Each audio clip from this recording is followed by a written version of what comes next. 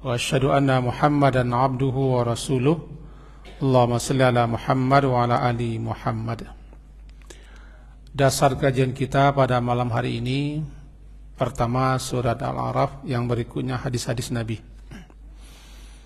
Surat Al-A'raf, surat yang ke-7,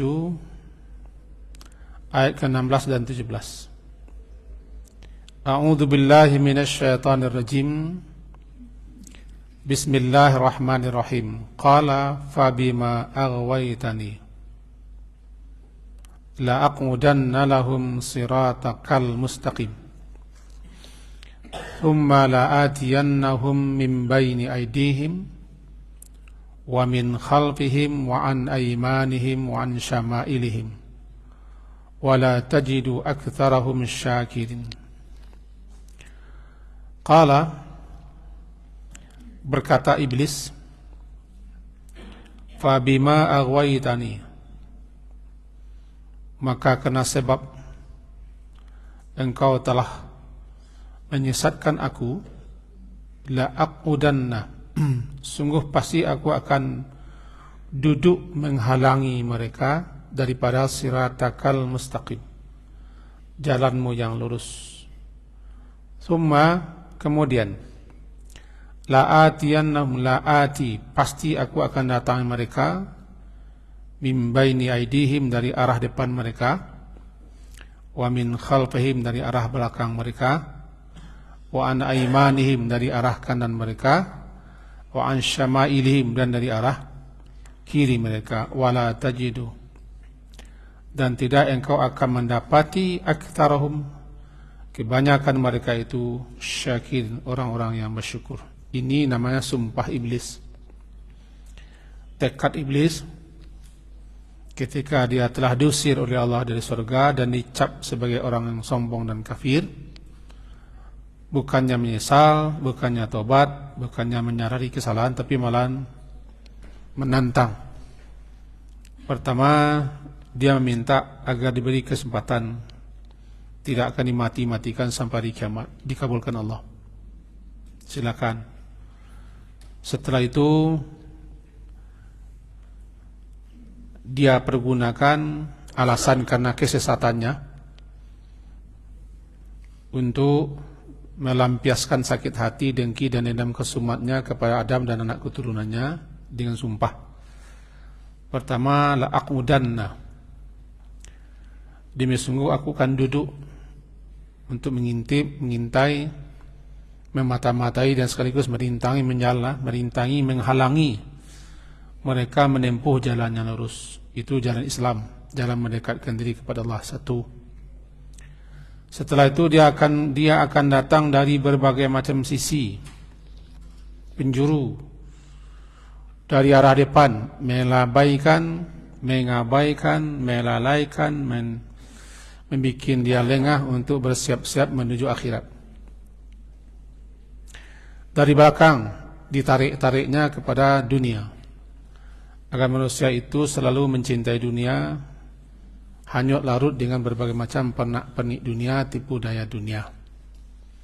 Dari kanan menunjukkan kebaikan, dirintang-rintangi manusia untuk mengerjakan kebaikan. Kiri, keburukan, kejelekan, dihasung dan dihasutnya manusia untuk terus tenggelam dalam keburukan.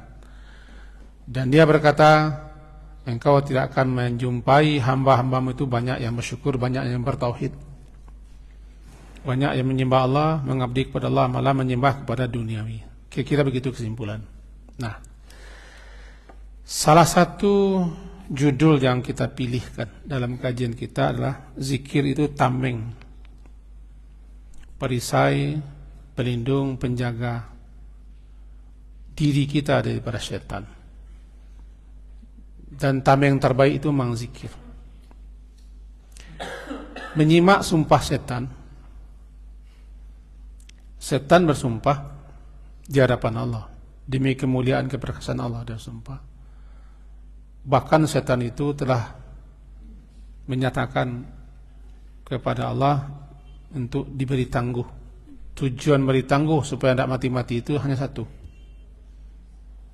untuk menyesatkan, mengelincirkan, menipu, memperdaya anak cucu Adam. Ini namanya dendam kesumat iblis.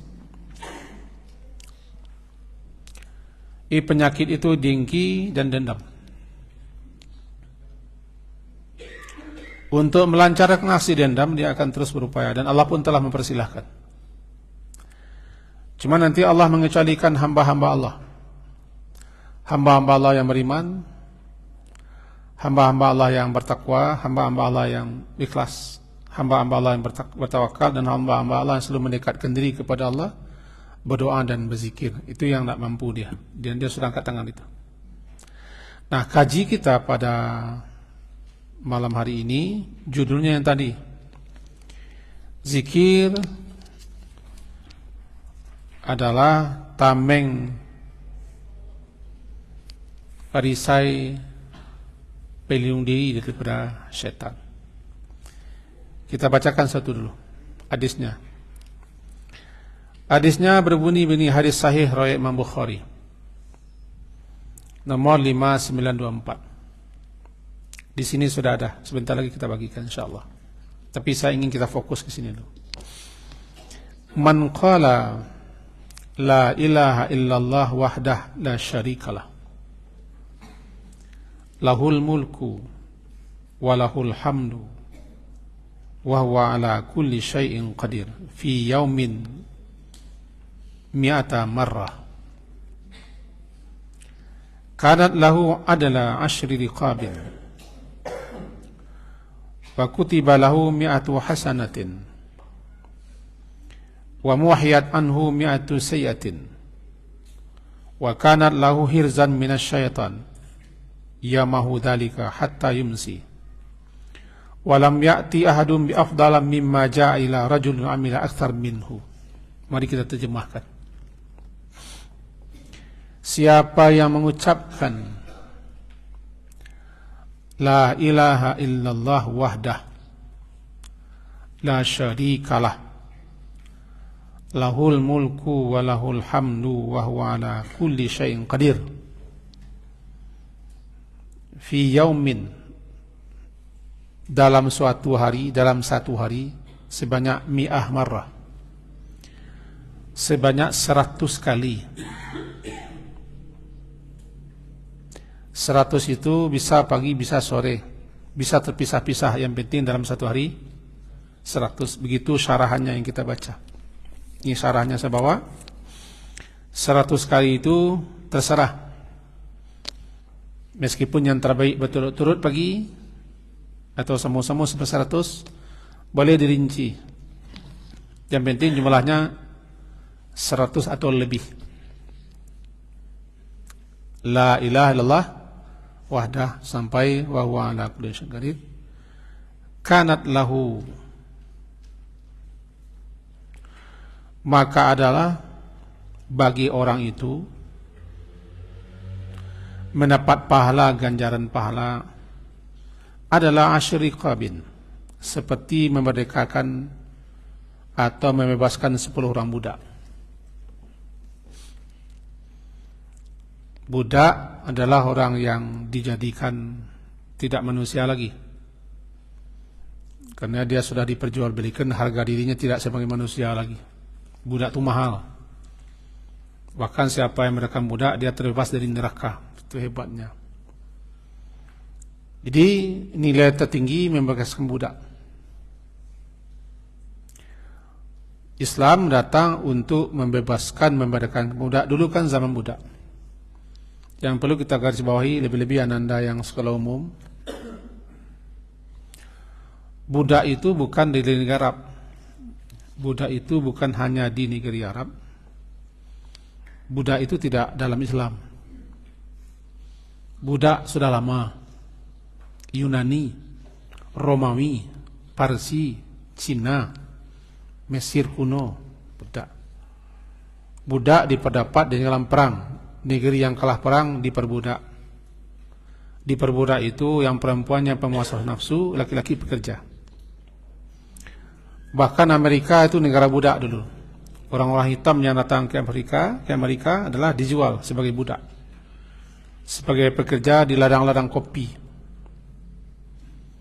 Jadi yang saya ingin saya jelaskan, jangan anggapan kalau budak itu Islam. Justru Islam datang membebaskan, memerdekakan budak. Budak diperoleh dengan jalan perang, satu, kemudian dibeli, kemudian keturunan budak.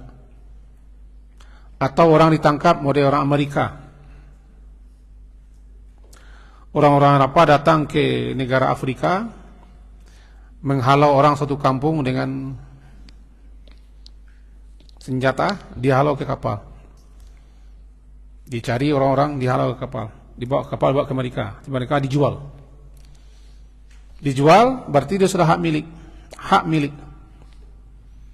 Itu salah satu asal orang-orang Afro di Amerika. Budak-budak. Lama sampai Abraham Lincoln membebaskannya. Dan itu lama sekali. Bahkan masih ada sekarang politik seperti itu. Nah, Islam datang itu, merdekakan budak, merdekakan budak, merdekakan budak. Dengan cara sanksi, siapa yang melanggar, siapa yang melakukan ini, siapa yang perbuat ini, sampai tidak melakukan ini, merdekakan budak. Begitu cara Islam. Sebab budak itu tidak gampang dimerdekakan. Sedangkan melepaskan ayam saya tidak mau orang. Ayam jantan, wawaw gadang tidak mau orang lepihan. Karena budak orang.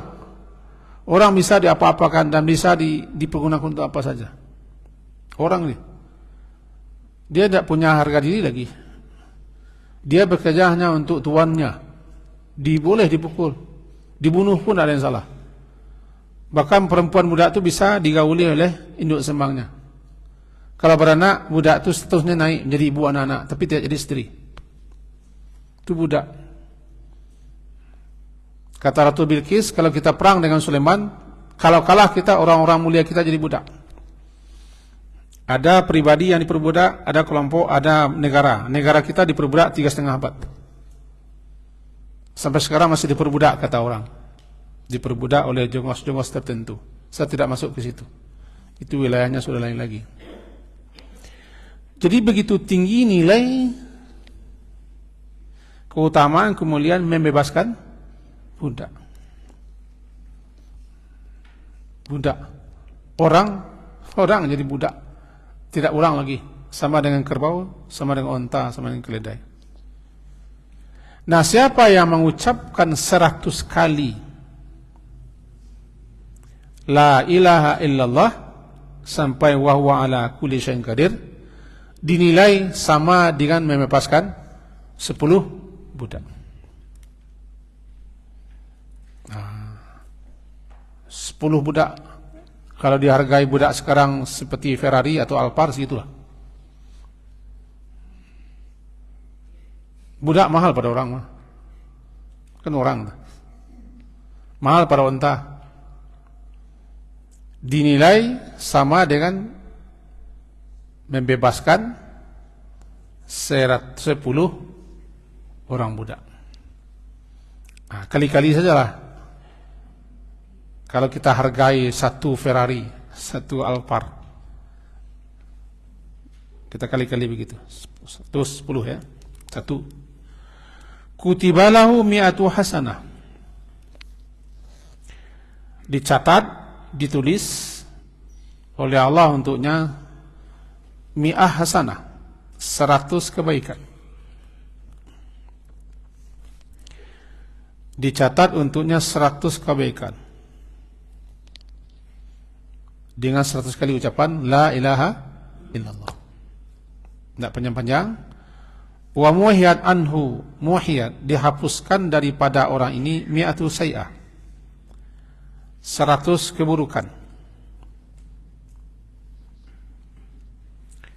3.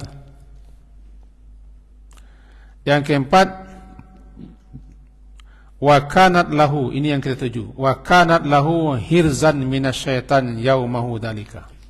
Yang kita kaji ini, yang keempat, dan adalah dengan ucapan itu orang ini memperoleh hirzan.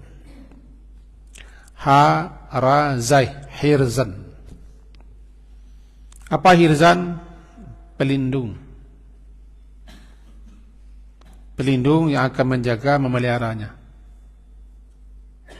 Minasyaitan, daripada syaitan, yaumahu dalika, pada hari itu sampai petang hari. Berarti kalau dibacanya pagi 100 kali la ilaha illallah wahdah la syarikalah lahul mulku wa lahul hamdu wa huwa ala kulli syai'in qadir, salah satunya ucapan itu bisa menjadi hirzan, menjadi pelindung yang akan menjaganya, yang akan memeliharanya, menamenginya, memerisainya daripada godaan-godaan setan sampai petang hari, kalau dibacanya petang hari.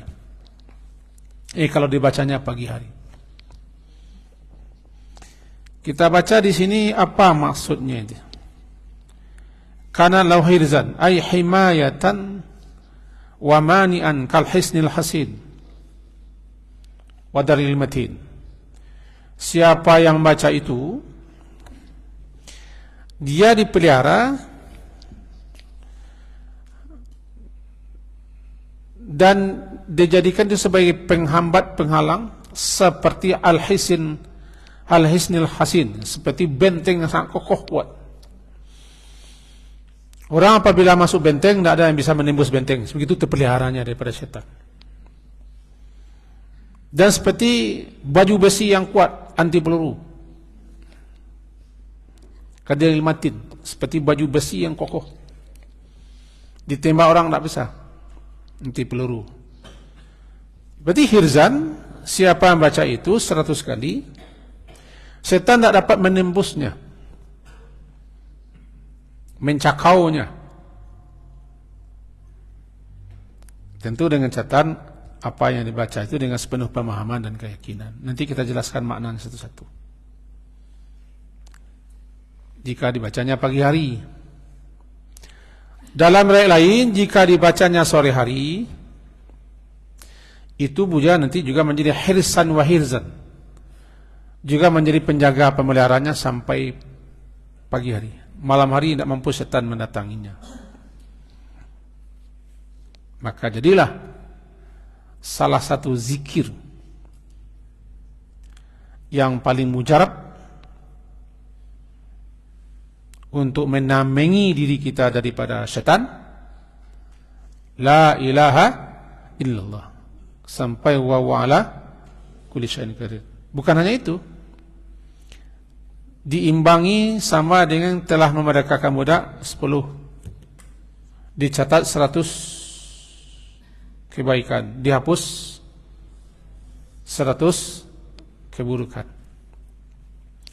Dalam lanjutan hadisnya begini, walam ya'ti ahadun bi afdala mimma ja'a, dan tidaklah seseorang yang lebih utama daripada orang itu, melainkan orang yang lebih banyak membacanya, begitu. Berarti bukan hanya 100. Makin banyak orang membacanya, makin tinggi, makin utama, makin istimewa orang bacanya. Itu terjemahan hadis. Nanti di sini ada tanggung bagi ke sekarang, nanti kita bagikan insyaallah. Itu kan? Nah, saya bawa syarahannya, kita coba syarahan dulu hadis ini. Pertama, perkara setan dulu.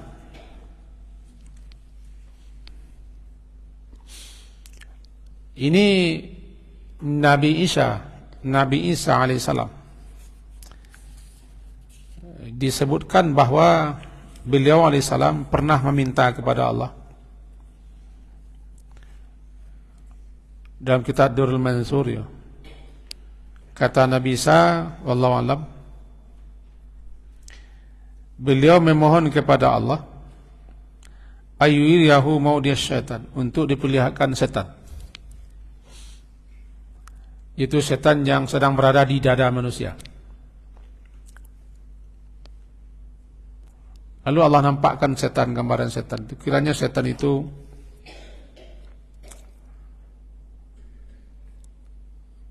mempunyai kepala seperti kepala ular. Lalu dia meletakkan sungunya, muncongnya di hati anak Adam. Dan memang setan tertentu punya sungu Apa itu sungguh? Ini setan spesial di hati ini. Itu seperti khatman ka khatmit ta'ir.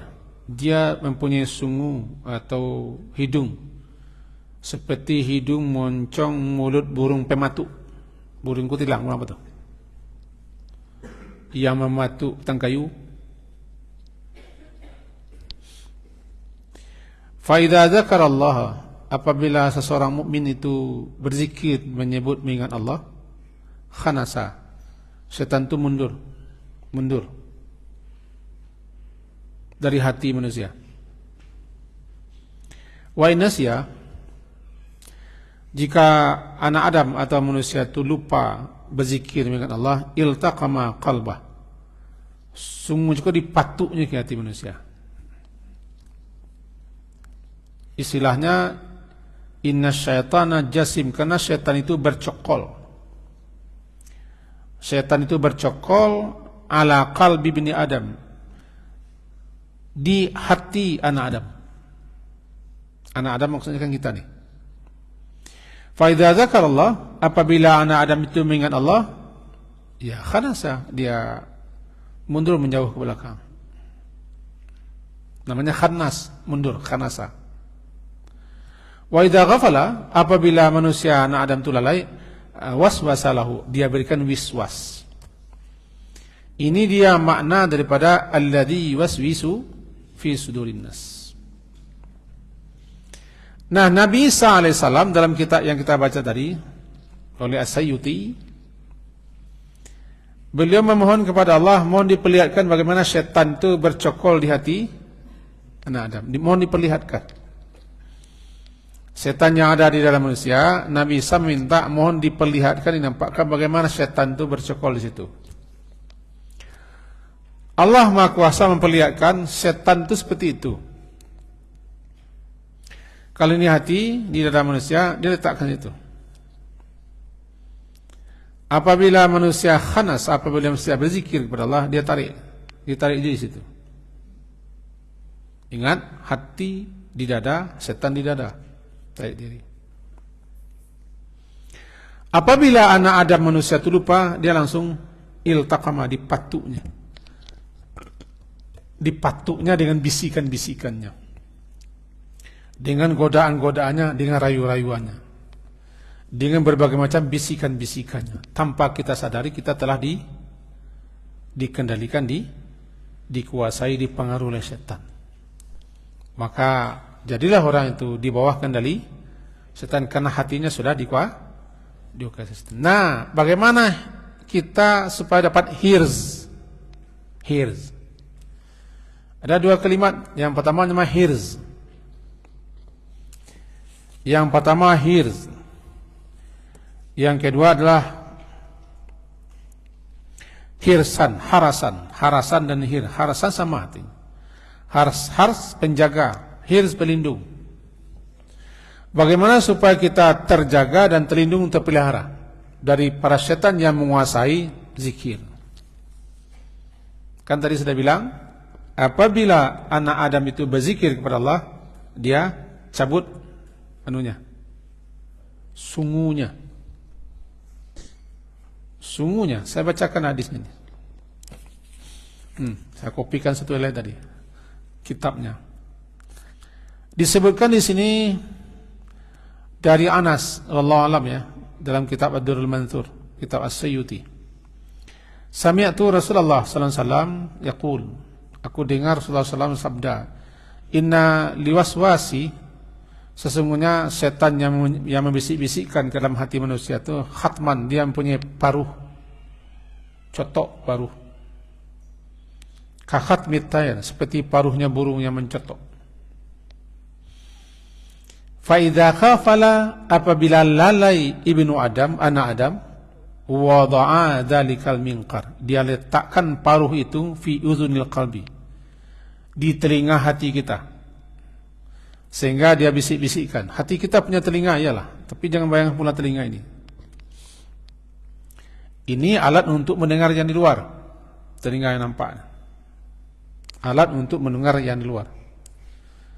Tapi hati kita juga punya telinga, mendengarkan bisikan-bisikan. Sebab bisikan ke hati setan, bisikan ke telinga manusia. Minal jinnati wan nas. Manusia membisikkan ke sini. Tapi jin setan membisikkan di hati manusia. Bukan hati yang seperti buah saunobar itu.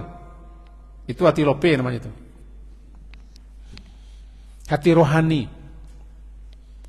Hati rohani itu mendengar, melihat, merasa. Cuman jangan dikhayalkan. Ketika manusia itu lalai, lengah, abai daripada berzikir, maka dia letakkan sungunya, paruhnya, mulutnya, moncongnya di telinga hati manusia. Sebagaimana manusia menonohkan muncungnya ke telinga kita. Wih, marilah pinjam uang 100.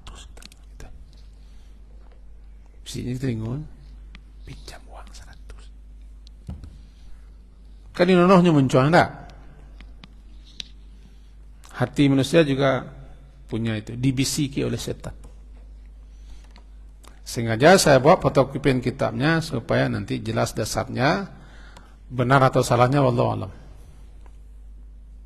Dan wada'a dalikal minkar, dia letakkan minkar itu paruhnya atau moncong zungunya atau hidungnya fi uzunil qalbi, di telinga hati kita manusia. Yuwaswisu, ketika itu dia yuwaswis, membisikkan. Apa yang dibisikkan? Mencarilah. Sedangkan beruk pun diiklan bisa berbisik ke telinga manusia. Beruk, B-R-U-K, beruk, bisa membisik-bisik ke telinga manusia. Baru.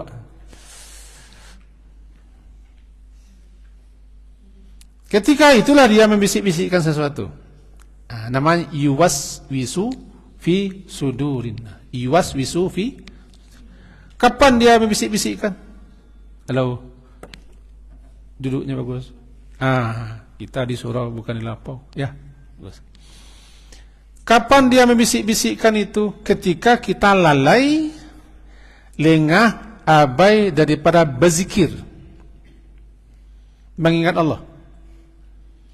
Ketika itu gampang setan memberikan bisikan. Bisa marah, bisa dengki, bisa dendam, bisa kesumat. Walaupun tentu rajin beribadah, tapi kalau lalai itu, hanya mulutnya beribadah, hatinya tidak. Ya, setan itu kata Ibnu Qudamah dalam kitab Minhajul Qasirin, ada mempunyai sekian banyak celah yang bisa masuk ke hati manusia. Salah satu celah yang paling berbahaya, lalai. Salah satu celah yang paling berbahaya, lalai manusia kepada Allah. Hatinya lalai, bukan badannya, hatinya. Dibisik-bisikkannya. Dibisik-bisikkannya.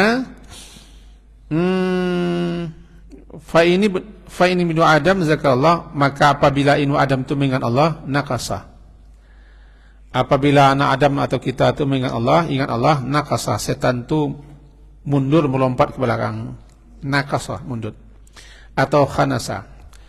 Saya baca khannas ya. Min syarril waswasil khannas. Khannas itu asal katanya khanasa. Khanasa itu kijang. Kijang yang keluar dari rimba-rimba.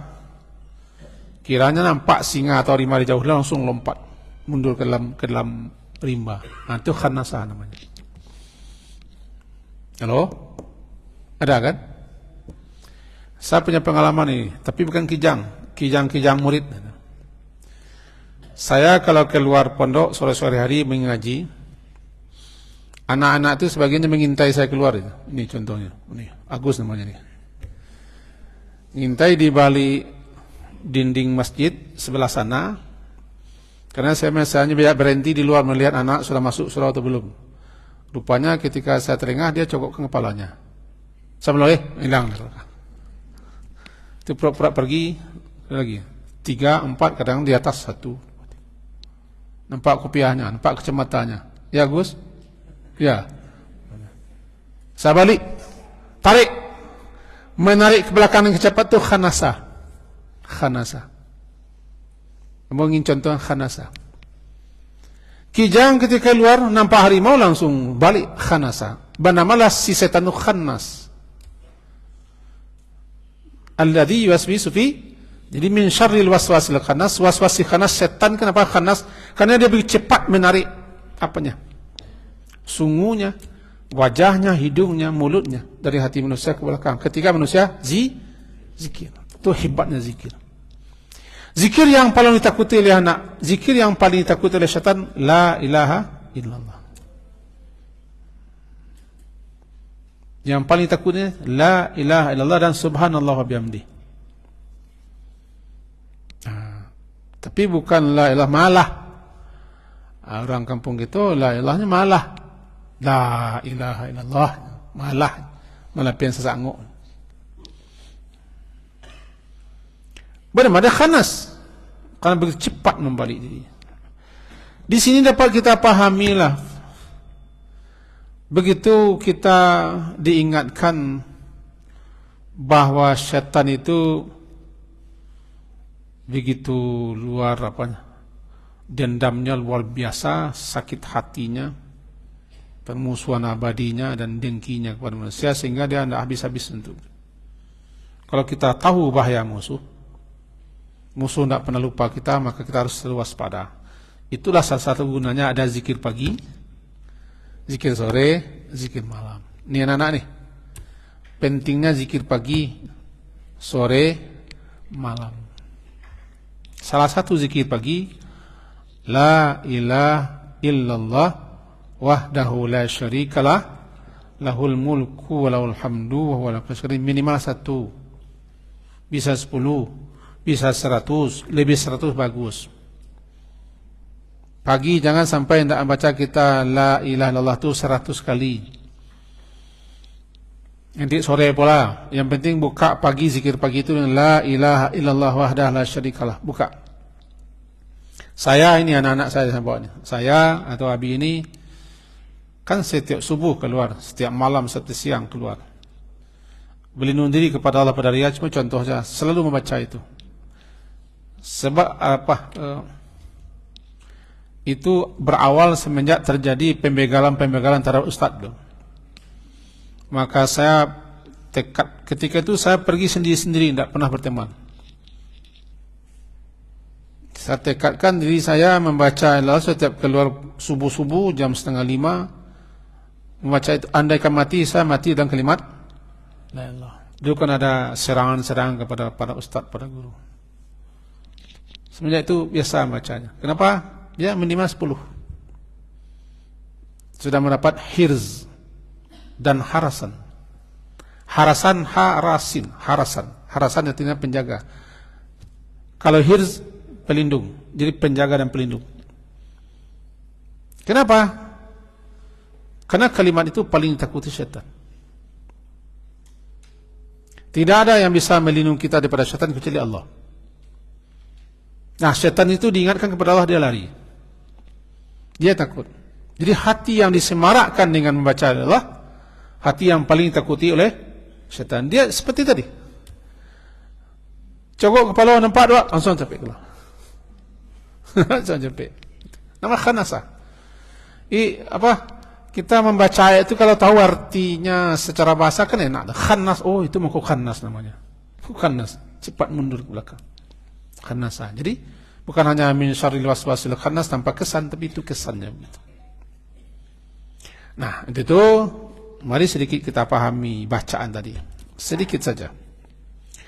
Bacanya la ilaha illallah wahdahu la syarikalah lahul mulku. Nah, mari kita baca sedikit. Kalimat la ilaha illallah disebut dengan kalimat tauhid. Kalimat la ilallah disebut dengan kalimat tauhid. Karena kalimat itu menyatakan bahwa tiada yang berhak disembah, diibadahi kecuali Allah. Namanya tauhid. Apa tauhid? Suatu pengakuan dan pernyataan bahwa hanya Allah saja yang berhak, satu-satunya berhak disembah. Itu satu. La ilallah. Jadi la ilaha illallah itu disebut dengan kalimat tauhid atau kalimat ikhlas. Karena kalimat menyatakan keikhlasan kita untuk menyembah Allah. Juga kalimat taqwa namanya, banyak namanya. Kemudian ada kalimat wahdah. Wahdah ini, la ilaha illallah wahdah. Tiada yang berhak disembah melainkan Allah wahdah. Wahdah ini namanya taukid. Taukid untuk mentaukidkan, menguatkan, mengokohkan pernyataan kemurnian tauhid kita. Jadi la ilaha illallah wahdah, artinya tiada yang berhak disembah melainkan Allah saja, Allah satu-satunya. Itu. Jadi banyaknya wahdah itu takkid, menguatkan, mengokohkan, memantapkan, meneguhkan pernyataan la ilaha illallah kita dengan wahdah. Iko miang nago, yo tu miang, tu miang dah, miang. Itu sen. Surang sajo, yo surang miang. Miang kah? Miang sajo, saja. Itu saja namanya taukid. Apa taukid? Menguatkan, memantapkan, meneguhkan, mengokohkan kalimat sebelumnya. Tiada yang berhak disembah melainkan Allah wahdah, satu-satunya, dia saja. Itu wahdah. Dua, kita cepat. La syarikalah, wahdahu la syarika. Tidak ada sekutu baginya. Tidak ada sekutu baginya, yaitu tidak ada sekutu baginya dalam keuluhihannya, keberhakannya disembah. Di dalam penyembahan kepada Allah tidak ada sekutu. Apa tidak ada sekutu? Hanya dia saja yang berhak disembah, ditaati. Dan tidak pula sekutu baginya dalam rububiyah, dalam pengaturan alam. Dia mengatur alam sendirian.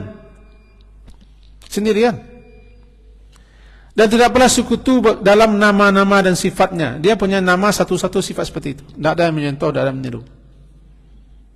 Dan tidak pula sekutu dalam perbuatannya, karena dia tidak butuh kepada itu semua. Karena dia Maha Esa. Esa dalam penyembahannya, Esa pada zatnya, Esa pada perbuatannya, Esa pada sifat-sifatnya, Esa dia pada nama-namanya. Dia butuh. Yang butuh kepada sekutu adalah orang yang lemah. Allah tidak butuh, karena Allah kuat, Allah Maha Kaya. Jadi la syarikalah menyatakan dalam segala hal dia tidak butuh, tidak berhajat, tidak memerlukan pembantu, sekutu untuk berjoin. Dia tidak perlu buat PT, PO saja. Tidak perlu dibantu. Jadi menyatakan la ilaha wahdahu la syarikalah, kita nyatakan Allah itu tidak butuh apa-apa. Allah Maha Esa, Allah Maha Tunggal. Tidak berhajat, tidak butuh. Ini rupanya yang dahsyat itu. Indah inti keimanan. Setan ingin menggagalkan kita.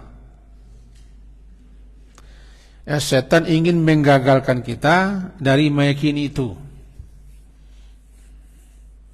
Situ pentingnya ilmu dalam mengucapkan.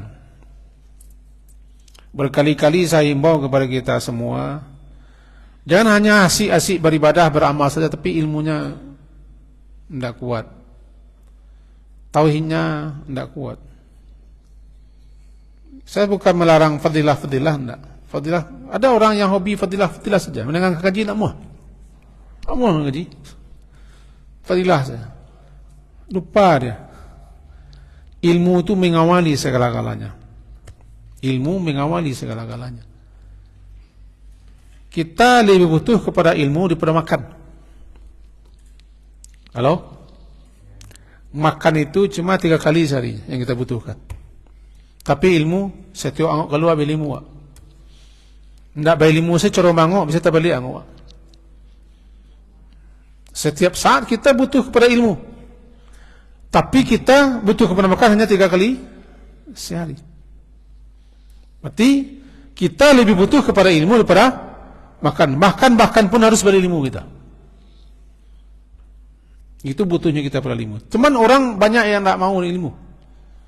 Ilmu yang paling pokok dipelajari ilmu tauhid itu. Apa yang dibacanya harus diilmuinya. Kita kelas setiap saat membaca itu. La ilaha illallah wahdahu la syarikalah. Cuma ilmunya bagaimana? Sehingga dikatakan para ulama, diterimanya pengakuan itu syarat pertama ilmu. Lain nak berilmu tentang Nabi baca.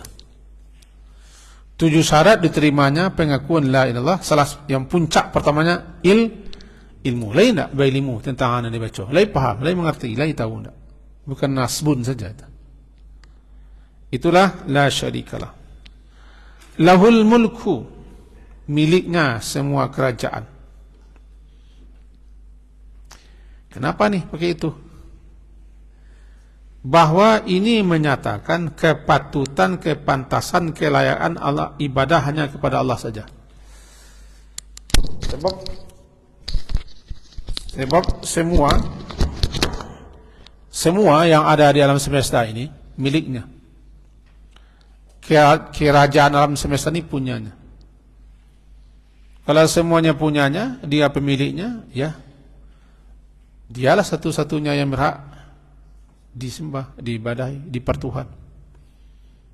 Tidak ada yang berhak sembah, tidak ada yang mengatur, tidak ada yang mengelola, tidak ada yang mengurus, tidak ada yang mengendalikan, tidak ada tempat berlindung, tidak ada tempat minta, tidak ada, semuanya kecuali Allah saja. Itu ringkasnya. Walaul hamdu, dan untuknya miliknya segala puji. Kenapa begitu? Karena kalau manusia mengatur kerajaannya banyak cacat, banyak kurangnya. Manusia kalau jadi raja, manusia kalau jadi penguasa, manusia kalau jadi pemimpin, dia tak terpuji lagi. Sebelum jadi pemimpin dia terpuji. Sesudah jadi pemimpin dia terpuji. Karena banyak dilakukannya berbagai macam hal yang menyebabkan dia tak terpuji. Allah Subhanahu wa taala raja di raja, pemilik kerajaan. Dia mengendalikan, mengatur kerajaan ini adalah sesempurna mungkin, sebaik-baiknya. Itu menyatakan satu walahul hamdu. Miliknya segala kerajaan atau semua kerajaan, untuknya segala puji. Karena dia atur, dia kelola, dia kendalikan, dia pelihara, dia jaga, dia asuh, dia didik alam semesta ini dengan sebaik-baiknya.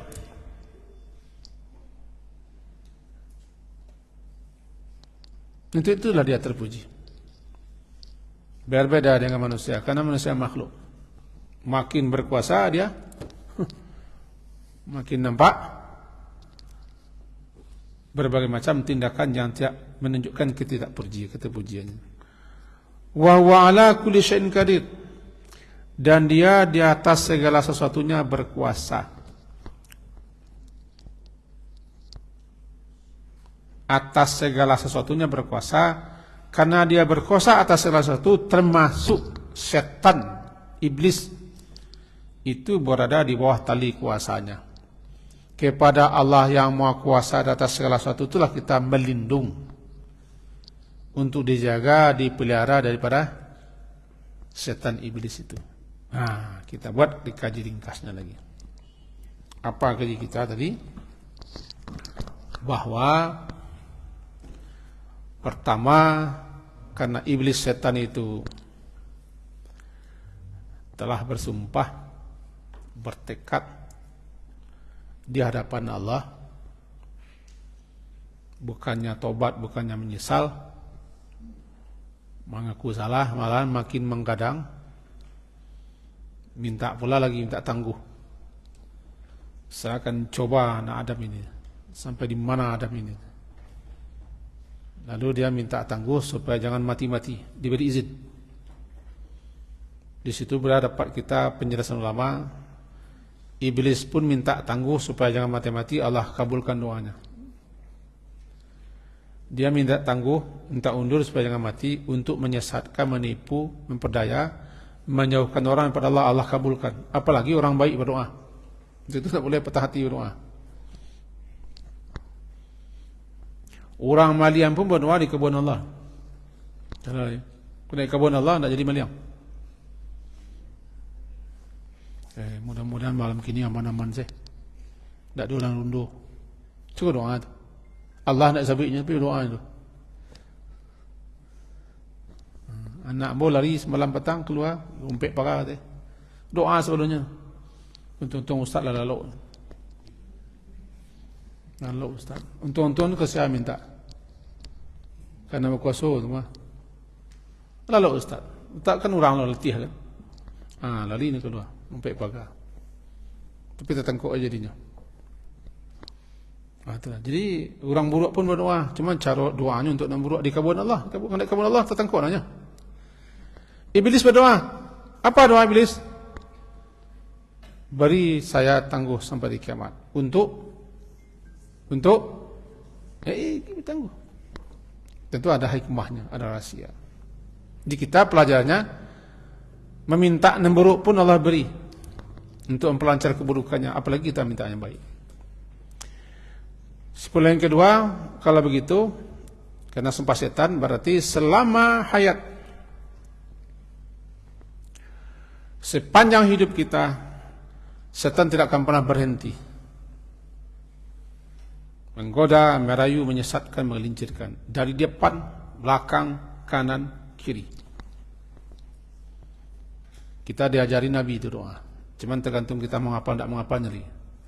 Allahumma hafazni min baini yadayya wa min khalfi wa an yamini wa an shimali wa min fawqi wa a'udzu bi azamatika an uqtala min tahti. Itu doa Nabi setiap pagi.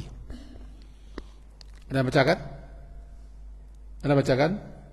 Allahumma inni as'alukal afiyata fid dunya wal akhirah wa as'alukal afwa wal afiyata fi dini wa dunyaya wa ahli wa mali. Allahumma astur aurat wa amin rawati. Allahumma hafazni min baini yaday min khalfi an yamini wa an shimali wa min fawqi wa a'udzu bika an min tahti. Seluruh sudut sisi hidup kita doa kepada Allah agar dipelihara. Pagi-pagi kita belajar. Ya antum-antum yang baca itu bacalah itu supaya dipelihara setan. Ya. Ini astagfirullah apa namanya? Hanif. Bagus Hanif. Baca. Karena kita merutinkan zikir. Karena dia sudah sumpah. Aku akan datang mereka muka, belakang, kanan, kiri. Muka ke akhirat dihalangnya. Belakang ditarik-tariknya ke dunia. Kanan dicegahnya kita buat yang baik. Ke kiri dihasuh-hasuhnya kita buat yang buruk. Itu tekadnya. Nah, satu-satunya kita tidak ada lagi. Jadi satu-satunya kita menyerah kepada Allah, berlindung kepada Allah.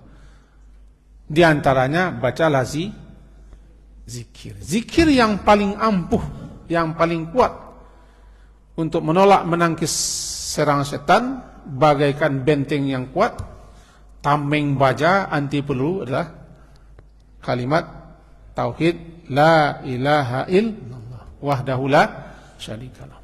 100 kali pagi. 100 isu terserah, yang penting 100 kali dalam sehari. Bisa pagi, bisa tengah hari, bisa sore. 100 kali. Yang terbaik 100 pagi, 100 sore. Yang tidak baik 10 pagi, 10 sore. Yang kurang baik 1 pagi, 1 sore. Yang tidak baik betul, tidak ada baca. Siapa yang baca 100 diimbangi pahala memerdekakan budak 10. Ditulis kebaikan 100. Dihapus kesalahan 100. Sebagai tameng, pelindung, perisai daripada setan sampai sore. Lebih banyak lebih bagus. Tidak ada yang baik kecuali lebih banyak membacanya. Kira-kira begitu. Silakan ini kalau butuh begitu. Enggak, kalau ada yang menggantikan saya gantikan saya merigena. Pemangih luak jadinya kan. Perlu lah. Sekian kaji kita. Allah Pak Iman. Kok rupa sate gini kok, tak pancang datang ini kan. Sate tak jadi bawa tindak. Sekian kaji kita malam hari ini, semoga bermanfaat dan berfaedah.